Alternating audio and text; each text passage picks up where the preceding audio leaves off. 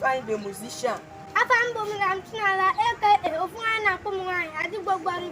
So I'm not Facebook and make giveaway, so them come down and give away. Oh, before Naraya, that download one of my songs. You go there, nobody 20 seconds video. Post on our WhatsApp, tag gum. Post on our Instagram, tag gum. Post on our Facebook, tag gum. Even if 1 million views, you can only 100,000 naira as your giveaway. I told you, Gary. Say back, watch from Nijoku.